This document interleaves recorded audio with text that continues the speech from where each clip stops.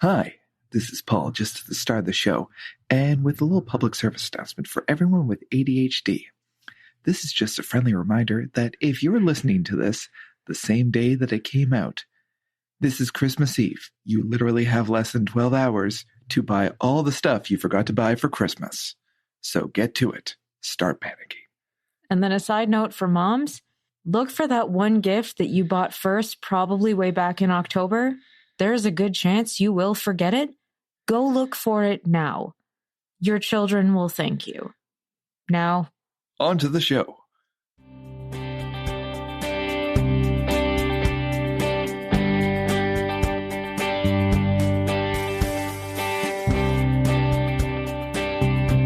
Welcome to Eat a Fix, a podcast about a couple hyperfixating on obscure pop culture. I'm your co-host, Paul Unger. And I'm your co-host, Jess Unger.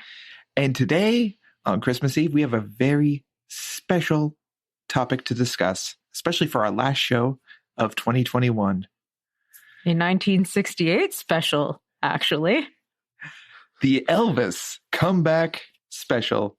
Man, is this one thing that I always love to revisit. And I didn't actually realize that this came out around Christmas. It was a holiday special on NBC. Yeah, it was released on December 3rd. Which is bonkers that could technically be considered a Christmas, like a Christmas show to watch. Well, it wasn't supposed to be, but the Colonel forced their hand. They made him include one Christmas song. Which is surprising that he never did a Christmas movie. Which is surprising given the trend of it going on. But we're getting ahead of ourselves. Yes. You may be wondering to yourself, hey, why aren't they talking about Dune? Why is this episode a little bit later than the rest of them? And that is for one big reason. It's incredibly difficult to record with an infant who is going through sleep regression. So we just decided we're going to keep it light and fluffy because if we're going to be talking about Dune, we're going to be up all night and this is going to be a multi-hour episode. And right now, we don't have the collective spoons to do that, even though I will literally talk anyone's ear off about Dune at any given point in time. But if I need to edit that conversation afterwards, I will die. We will die. I'm the one who typically would have to edit that, and I do not feel like dying. No, so we are going to be pushing that conversation into 2022, probably with our first episode back in the year. Oh, I would say so, yeah. But before we get started, there's something I actually want to talk about because today, actually, I had something that it's an ADHD achievement. Yeah. So I've fancied myself a writer for many of years. Now ask me how many things I've ever completed. Not many. Not many, and even less so that I've been happy about. But as a common trait, I have this idea in my head and have the stories in my head. But the second I try and get that down on paper, I can't put it down in a way that I'm happy with. So I've always just been content with, I'll have these ideas and never actually get a chance to do anything with them. But one night, while I was up and was supposed to go to sleep, I actually ended up writing. And actually wrote a complete story. And being impressed with myself for actually doing this, I sent it off to one of our friends, who then actually sent me a call to action for a call for publications and kind of forced my hand to actually submit it for publication. So now I needed to put this out there. And I decided to bite the bullet and actually do it. And it was published. It was actually recently published in Siren's Call publication. Yay! Which is free to download if you want to go check it out. But immediately after this was released, I had this big wave of imposter syndrome that washed over me. And this wasn't the first time that this happened. Basically, anytime I've gotten an award, an achievement, some accomplishment, it's immediately been followed by someone else deserved it. Someone else did better. That I shouldn't be up there with these other people. And this has kind of been going back and forth of between elation and depression of going like, I'm garbage, but I'm amazing. I'm garbage, but I don't like, I deserve to be happy. No, you deserve to be depressed. Aw. So that's been my day so far. And it's something that I know is very common with people with ADHD and other neurodivergences. It's difficult to kind of compare yourself to other people and kind of feel validated, even when other people have done it. I can see that. I mean, to a degree, a lot of neurotypicals get that as well. I know. I don't know if I would be considered neurotypical, suffering from anxiety and periodic depression, but that's been a big issue for me as well. Not that it's anything compared to what you go through, but I mean, like, I know what that's like to sit there and sign documents for a house and go, I'm a child. How am I allowed to do this? Well, we're in our 30s and legally have been adults for a good long while. But yeah, it's something that just specifically today I was really kind of struggling with. But something that actually talking about the special while we were watching it kind of helped me out with.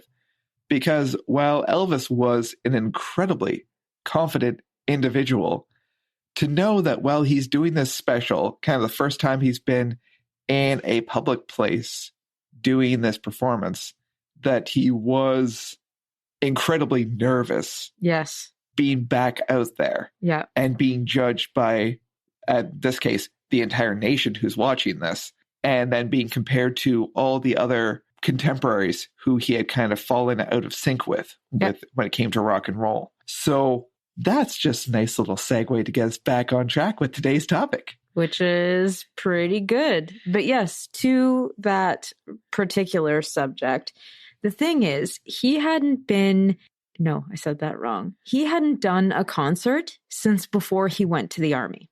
So when he came back, he had all these film deals and just kind of rolled with that for several years. So he did a few films before he went off to the army and then came back and went right back to them. So you're looking at a good 6-7 years of not performing live concerts whatsoever. So he was super nervous about going back to that. Like, would he be received the same? But for this, the setting was very different. He wasn't on stage for everyone else to watch. He was like in the middle of the crowd on this lit, tiled square thing. In people of very close proximity, like I don't think the global panini notwithstanding, that you would never actually have a musician of that standing be on such a small stage with so many people swarmed around them. No, and especially someone of Elvis's caliber. I don't know how, and this is another thing we discussed, I do not know how all of those women kept their cool and were like not freaking out because they could literally run their finger down Elvis's leather pant leg. Like, it wasn't difficult. He was always within arm's reach. And I don't know how they kept themselves together, because if it was me, I would be bursting at my seams. It's mind-boggling. But besides all that, let's get to the good part. What is your favorite part about the whole thing? So there's been a few specials that have had that timeless quality that you can see them as a time capsule of what they were, because they were just the peak tropes of that particular era. Yeah. And they're just timeless. It's almost historical watching it, like a visual time capsule that you get to go and see. Yeah. And this is not that. No? No, because it has some very 60s elements in it that are incredibly 60s, but not the types of 60s that you would remember. There's some interpretive dance moments that go on a little bit too long. That's very typical 60s, though. Yeah, that was very on brand. Oh, yeah. And then you have the gospel with the almost like go-go dancing. Yeah, I don't understand where it's Elvis. He had to have the women's. But we did have a return of my favorite element that we haven't been able to talk about for so long. That's true. And this was very much present in this special. Tell us what it is. I wasn't expecting. The return of Captain Kirk's School of Cinematic Combat, where he has choreographed fight moments with what I can only imagine are Juilliard-trained dancers that were in the scene. And to set the stage, I need to paint this picture. Yes. So Elvis breaks from his unplugged plane and does the skit of the Guitar Man. Yeah. And we see him in one scene go into into a brothel. Yes. And in one scene. And basically it has him getting surrounded by the mosh pit of very pink, flexible dancers. Yeah. Just getting all up in his face. And then Elvis making some very not okay suggestions towards these women in song. Yeah. Which, not okay. But the next scene, where the Guitar Man ventures off again after the police raid the brothel. Again, this is a skit for his holiday special. He is walking down what I can only assume is a carnival beach by the set dressing. Possibly Coney Island, maybe? Where he runs into Boss man. Yes, who is dressed as a typical New Yorker gangster, who Elvis immediately steals his girl. The boss man breaks his guitar, meaning he is just man now. The guitar is no longer. And then he gets accosted by the Jets. Or the Warriors in this case, because they had the red bandanas. Oh, yes. They dance fight him and come at him all intimidating, like, well, being dressed as, the Warriors. Shirtless, of course, just the leather vests. And it's a lot more acrobatic than anything else I've seen. Yes, it is. There was some flips. Elvis gets taken down to the ground at one point. Yep. The decade of karate leading up to that definitely shows, quote unquote, a lot. But you're missing one vital part, though. He is doing all of this fighting also while simultaneously singing a very sweet love song to this lady that he's just rescued from Bossman. So this song is happening, and he's like, I don't like the way that he treats you. I'm going to treat you so much better. You're so lovely. Punch, kick, pow, flip. And it's in this scene here, I would say, he hasn't just attended the school. He teaches it. He has graduated. He teaches. He is a teacher. Oh, yes. He is no longer a student. That PhD is not honorary. Man, I love that scene so much, but it's one of those things that I feel like you really need to see it to believe everything that's happening, because it's bonkers. Every time we've revisited this, I still cannot believe what I am seeing. I know. I love it so much, but it is not good. But that's not to say that I didn't like the special. He definitely shows he is still a very capable singer in this. He has some great songs in it. Yes. He has the sets where he's playing with the Jordanaires, and they're just kind of... Oh, it's not the Jordanaires. Oh, sorry. He plays with the three original guys he started with. Oh, okay. So like Scotty Moore, DJ Fontana. I think the third guy was a filler because I think they may have passed away. I can't think of what his name is right now. But yeah, DJ Fontana and Scotty Moore were there. Oh, okay. Sorry, that's my janky memory there. Yeah. But the moments where they're just on stage and just riffing and talking amongst themselves and joking is, I want to say, like, the fight scenes, that's campy. I love it, but that moments where he's playing with them, that's my favorite moments there. I know, because he jokes around and he like switches the words to the songs to make them silly and just tells stories and makes jokes. It's fun. It's kind of nice to see, I guess, what not necessarily what he's like, because Lord knows that is not what he's like amongst his friends. We know he was a little bit more rowdy than that, of course, but just like to see a little bit of his sense of humor and how silly he could be. And what was your favorite part of it? The leather parts. So Elvis's outfit is leather pants, leather jacket, half zipped up, with leather cuffs and rolled up sleeves on his jacket.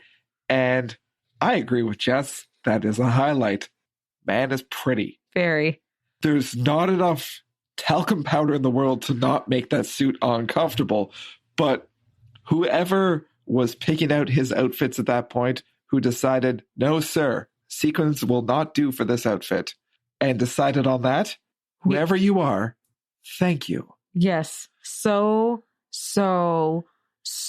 much. Because Elvis's butt looks good any day of the week. But it was phenomenal in those pants. But yes, it was just the energy he exuded, plus that whole aesthetic, how free he seemed to be to kind of do what he wanted to an extent, of course, because he still had some strict instructions from Colonel Parker. But it was just, there was some good energy coming from that. The unplugged part is one of my favorites. I hate the interpretive dancing. That's just me. But yeah, the unplugged parts are, there's not enough of them. There should have been more. I think what was, like, the interpretive dancing can be really good. There's some scenes and some movies, or just some theater, where it's fantastic.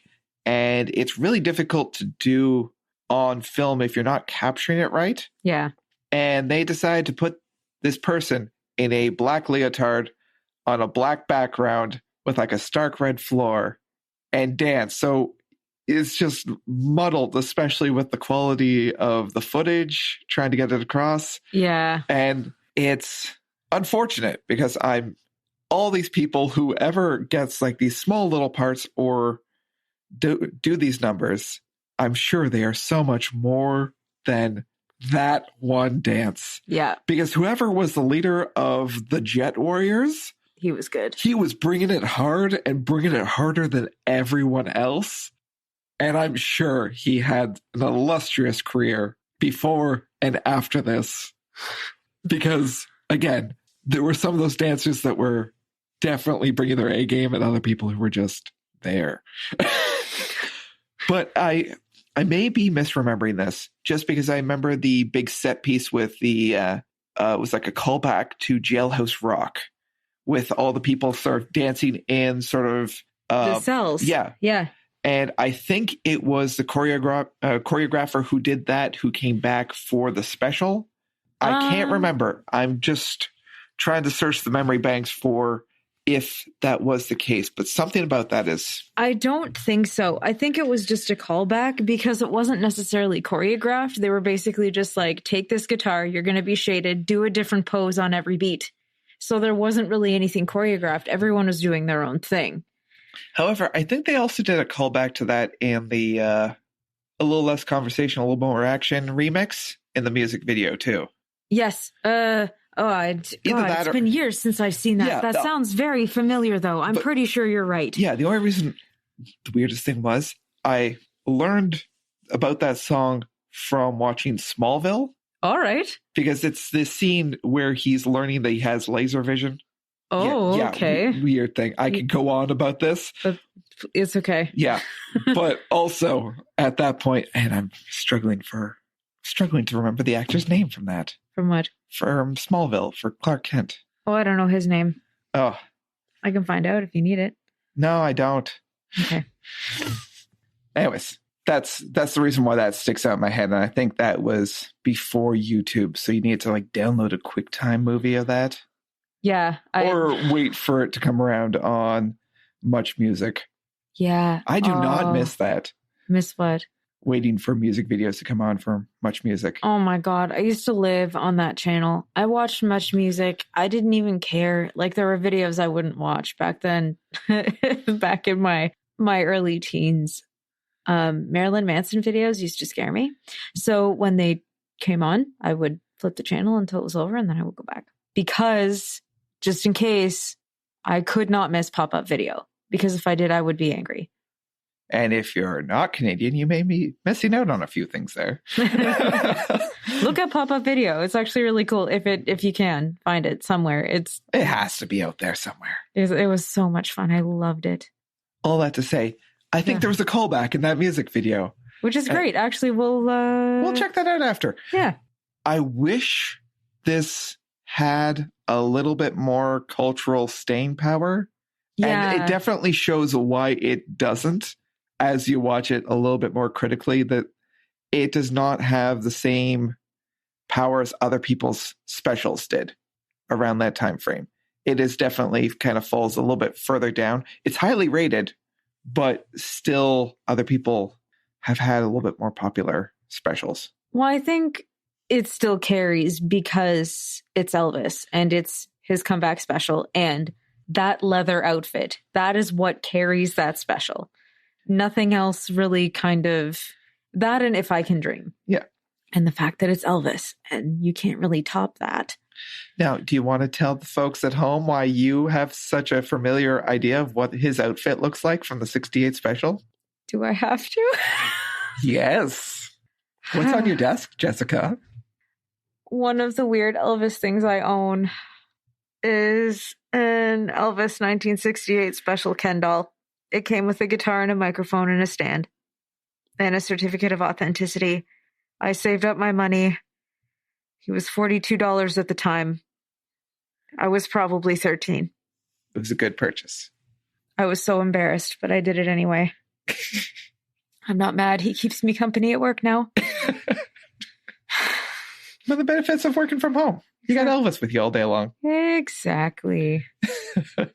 Now, this special is one that's a little bit harder to come by than others. You can still find bits and pieces of it, but to find it in its entirety, you do need to buy it.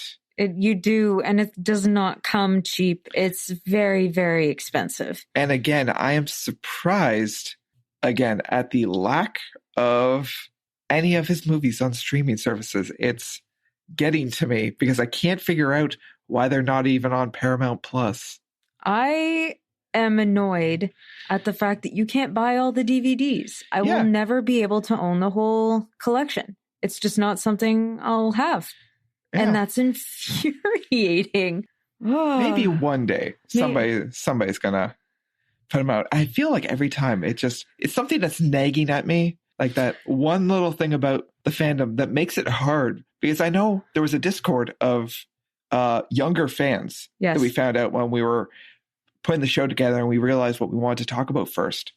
And the lengths that they went through to find the movies because they couldn't find them either in their country or they couldn't find physical copies of them was baffling. Yeah. And it was amazing. And they even helped us when we couldn't find a few, like we had DVDs that have just gone missing in moves and now we can't replace them. And they've just been like, oh, go here. It's like, okay. Cool. Thank you. That's awesome. Yeah, that came in super handy when we needed to find Love Me Tender because you can't find a DVD of that to save anyone's life. And that's, missing from the box sets of you have 90% of the movies, but a lot of like some of the staples that are just not there. Well, that one, I think that's because it came from a different studio than the others. Because the other ones were Paramount? Yeah, I think it's Paramount and MGM. Yeah. That were the two. Yeah. Now, as far as like which publication or distribution houses or whatever it was, because deals there in the 60s are so different than deals now. Yep, exactly. But like it's super easy to get a hold of pretty much all the Hal Wallace produced ones. But any of the other ones, you are hard pressed. Like I searched for years for King Creole until finally it was gifted to me in a box set. And I could not believe it because I searched high and low for that. It's so difficult to find. Yeah. But yes, I would like to start making watching the special a yearly Christmas tradition. See, and that's the thing. I didn't realize that it was. Because a lot of the versions that... I think the version that we had watched didn't have the... Didn't have the Guitar Man skit. Well, the one we watched here didn't have Blue Christmas in it. Yeah, so we didn't have that. So there wasn't that trigger of like, why the Christmas music while we're listening to this? Yeah, they shoehorned Blue Christmas in there. Yeah, so it's something I'm definitely okay with. And given how eclectic our Christmas movie habits are, it's definitely something that would be welcome. And you know what? I think when it comes around to it, next December, we'll go a little bit more in depth into our Christmas movie habits. I think that would be great. That's almost like a month-long thing to talk about. Absolutely. But as we end this, next episode in 2022, hopefully it gets better, and we'll be talking about Dune. Primarily Dune 2021, but we're definitely going to be talking about all the other versions that led to us finally getting what can be seen as a pretty dang decent adaptation. Yeah, definitely. It's going to be a long one though, folks, so strap yourselves in. Make sure you got room in your day. So, happy holidays. Get that Christmas shopping done. And find that gift that you think you lost.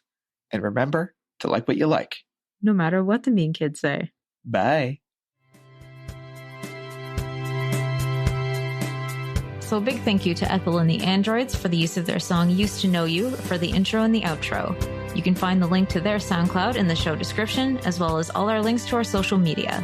And thanks for tuning in and listening to our podcast. If you like the show, be sure to review and subscribe on the podcast platform of your choice.